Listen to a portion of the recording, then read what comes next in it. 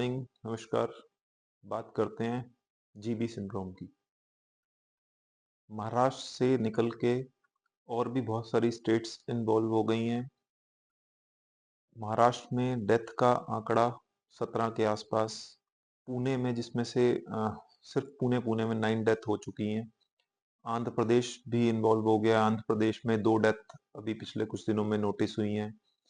और कर्नाटका, तमिलनाडु, सब स्टेट्स में धीरे धीरे बढ़ रहा है। थोड़ी खतरनाक बीमारी है क्योंकि ज़्यादातर केसेस में रिकवरी, तो मैंने जैसे पहले भी बात करी थी, रिकवरी तो 80-85% केसेस में अच्छी रिकवरी है, बट जिन केसेस में रिकवरी नहीं है वो वेंटिलेटर पे भी पहुंच जाते हैं और डेथ तक भी बात बन जाती है। तो पेशेंट्स को जो मेनली क्या हिस्ट्री लेके आ रहे हैं, वीकनेस लगने लगती है, पैरों में वीकनेस लगने लगी, बर्निंग होने लगा, नमनेस लगने लगी, ऊपर वीकनेस मूव करने लगी, अपर लिम्स वीकनेस होने लगी, खाने में दिक्कत होने लगी, बैठ के बैलेंसिंग प्रॉब्लम होने लगी, खड़े होने में दिक्कत होने लगी। तो वीकनेस और पैरालिसिस में प्रोग्रेशन हो रहा है, फिर अल्टीमेटली सांस लेने में दिक्कत होने लगती है और वेंटिलेटर पे पेशेंट के जाने का खतरा हो जाता है।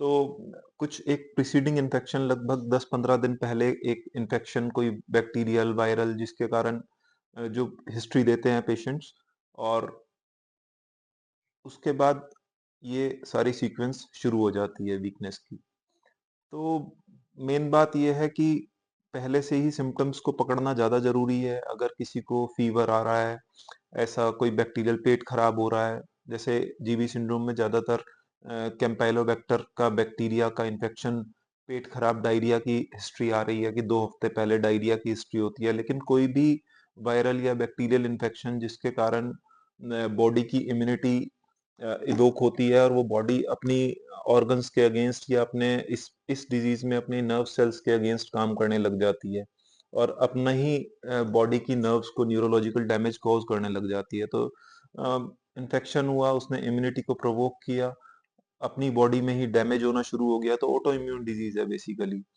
तो एग्जैक्ट कोज तो नहीं पता, लेकिन एक चीज तो क्लियर है कि हाँ, हार्म हो रहा है, सिग्निफिकेंट हार्म हो रहा है, तो बचने की जरूरत है।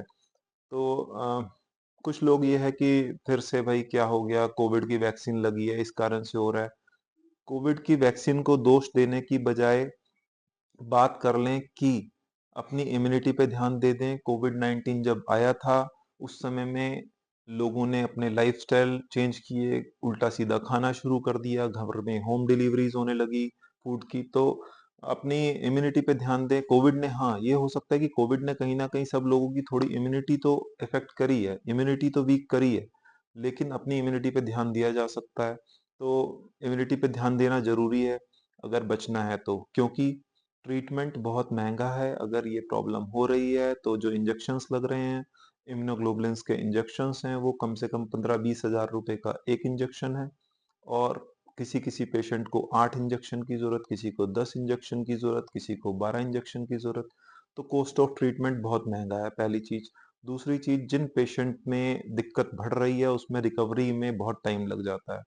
मतलब पेशेंट को कई बार खड़े होने में अगर प्रॉब्लम हो गई, पैरालिसिस आने लगा, तो 6-6 महीने उसको खड़े होने में लग जाते हैं। तो रिकवरी बहुत स्लो है। तो कॉस्ट और रिकवरी दोनों ही एक बहुत ही डेंजरस सी चीज है।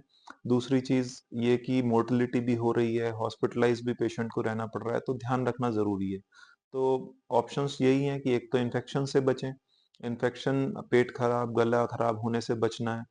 और प्रिजर्व फूड जैसे होता है कि अगर हमने खाना बना के रख दिया, स्पेशली चावल, पनीर, सब्जी, अगर आपने वो रख दी है लॉन्ग टर्म तक, तो उसमें बैक्टीरियल ग्रोथ होने के चांसेस जल्दी होते हैं।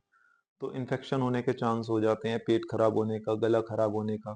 तो एक तो इन्फेक्शन से बचना है, दूसरा इम्यूनिटी को स्ट्रोंग करना है, और तीसरा, जितना हम अच्छा अपना लाइफस्टाइल बना सकते हैं, अपने लिए टाइम निकाल सकते हैं, अपने लिए एक्सरसाइज कर सकते हैं, हैंड हाइजीन का ध्यान रख से ये सब काम करते रहने हैं, जिससे कि इन्फेक्शन की लपेट में ना आए।